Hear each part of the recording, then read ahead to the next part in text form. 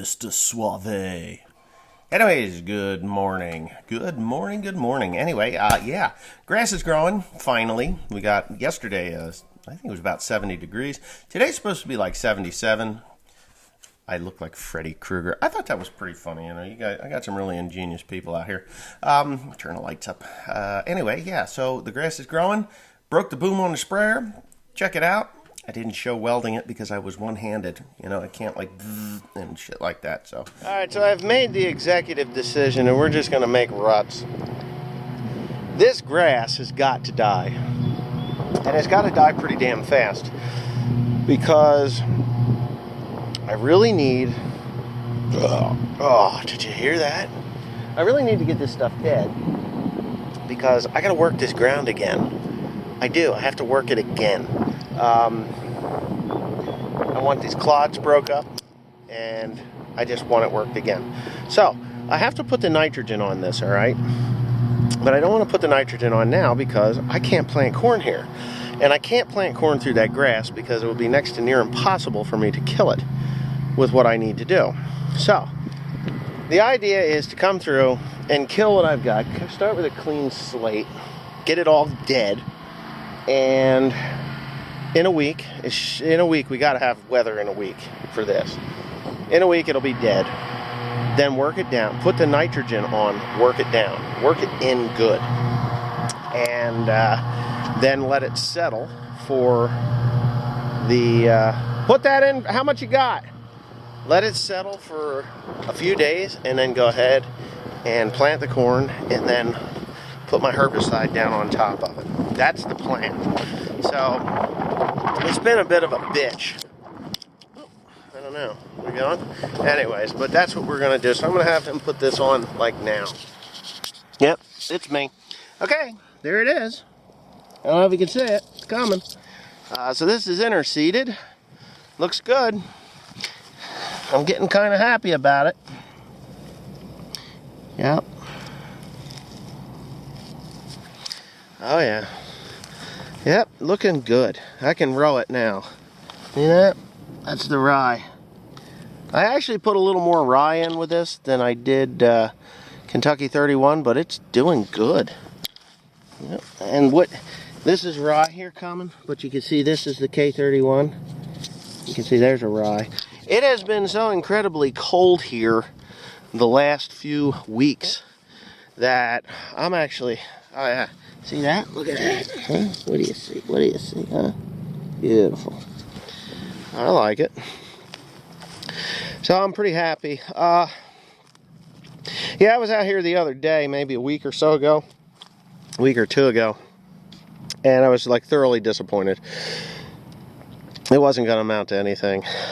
We sprayed the weeds, killed the weeds, a little bit of garlic. I'm not seeing any hemp dog bane.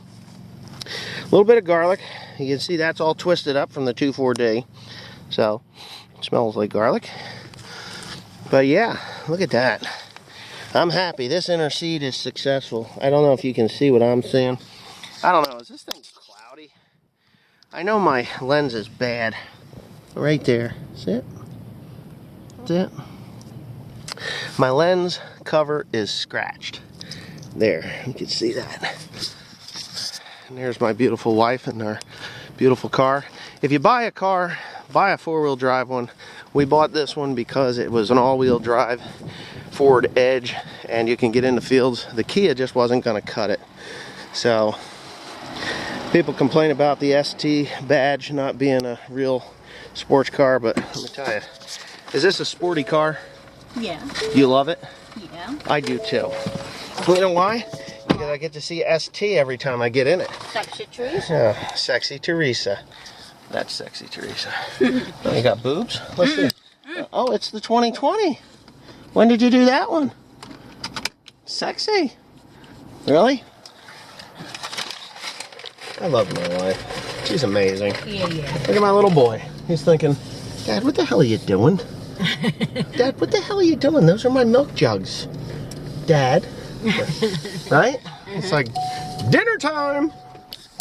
You ever see that movie, Me, Myself, and Irene, when he's like Hank Evans and he's sucking on that girl's boob? I don't remember. You don't remember that one? He's sitting on the bench, she's breastfeeding, and then pretty soon she looks down and there's Hank Evans, like, yeah, that one. Pretty awesome. So, anyway, it's amazing. I love that movie. It's funny. I should go home and watch that tonight, right? Hank Evans for little girls. It's disgusting. Anyway. Yep. So, that's it, baby. Today's coming to an end. It's not on a good note, but... Well, I guess it's not a terrible note, but it's not on a good note, but it's not on a bad note. Bad note was, broke my boom. Just snapped that sucker right off. I don't know. It broke there. This thing, I guess I could buy a new section on both ends of these things. I don't know. It wouldn't be terrible to do, is to just do that. I need a new lid up there too. But anyway, I made Timothy spray this farm with Roundup to kill the grass. I know. Oh, Tim, you left your damn foam board out here. It makes model airplanes and stuff, and we were using this. I don't know if it's any good or not. But we used that for gas shield because the damn... Oh, I'll just throw that there. We used that for a gas shield because the wind was blowing. Well, I was trying to weld this damn thing, and it just wasn't working out. But, yeah. So, I'm done for the day. You can see out there the bad ruts that he put in. Such is life. But I think I'm going to go home. You know why I'm going to go home? Because I've been running around all day. It's kind of depressing. You know, I mean, I hate to say it. I'm not depressed, but it's depressing. You know what's depressing? The fact that I was plowing like a month ago. I was chisel plowing. Things were dry. We were putting in, knows what's it. Uh-oh. Oh. So, yeah, I was putting down compost. I was getting ready to really start to hammer at this stuff. We were putting seed in, and we were doing all kinds of stuff. And then, all of a sudden, April hits, and we're ground to a stop. Like, really ground to a stop. I mean, so I really don't care that he cut the ruts out here, because... Well, this is nothing. This is actually, you see the water laying there? I don't know if you can or not. But there's a spot. And you get over here, and there's a spot. And up there's a spot. And if you get over here, there's just the whole distance there. So, we cut ruts. Cut a lot of ruts. Okay, so yesterday I did a live stream. And I was talking about the Blue Angles, or the Blue Angels and the Thunderbirds, the Air Force Thunderbirds. And I was talking about an experience that I had when I was a kid at an air show, when another kid my age, I didn't realize he was my age.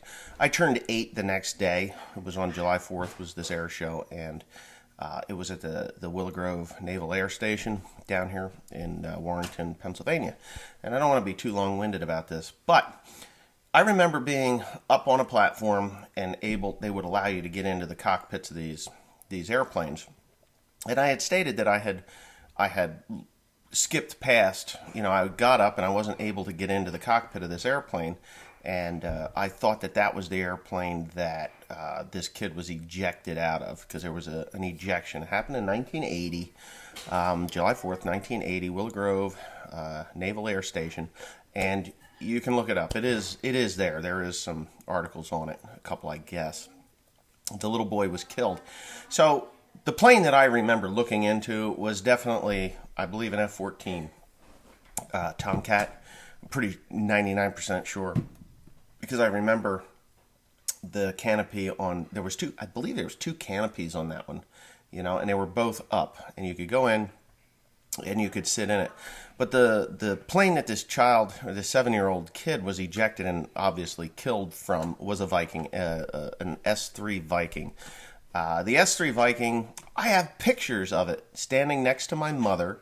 I was wearing a New Jersey State Police hat, and I still have the hat, believe it or not. And I was a New Jersey State Police hat, and I was standing with my mom as my dad took a picture under that that S3 Viking, because that's what was there. You would go around all these different airplanes. You were allowed into a B-17. You were allowed into a C-30 or AC-130 or a C-47 in these different airplanes that were there. And it was an awesome day until that horrific moment when that 7-year-old boy lost his life. So I just wanted to clarify that. But for an 8-year-old to remember, myself, I'm 40. I'll be 48 my next birthday. It'll be 40 years since this happened. And, I was 8 at the time, just about 8, like hours away from being 8 years old. And the memories are just as vivid of that day as yesterday. Really, it's crazy, the experience that I had. So anyways, I just want to touch on that a little bit, and then I'm going to get right back to answering comments. Okay, so somebody actually had the article, and I'm going to read the article. Willow Grove, Pennsylvania, AP. A 7-year-old boy died Sunday from injuries he received in a freak 4th of July accident that injured 10 other spectators during an air show at the Willow Grove Naval Air Station. John Pigford of Philadelphia was admitted with head injuries and critical burns Friday afternoon. John Pigford was the boy's name. After he accidentally ejected himself through the canopy of a Navy jet on display, officials said. He died at 4:15 p.m. at Children's Hospital in Philadelphia, a hospital spokeswoman said. Seats in fighter jets are ejected from the aircraft by a cannon-like device that fires an explosive charge. A Navy spokesman said it takes a complicated series of maneuvers to arm the seat, then another maneuver to fire the device. How the child was able to carry it out, I do not know, the spokesman said. The other people were injured were when the explosive charge in the injection seat ignited. Authorities said all 10 were taken to local hospitals where they were treated and released. One of the injured was Pigford's brother, Stephen.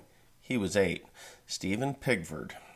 In another accident at the show Friday, 4 people, including an Air Force pilot, were injured when a boarding ramp on an F-105 jet tipped over. The 4 were also treated and released from local hospital. Boy, this air show must have been a real shit show that year. I mean, we got kids getting killed and pilots,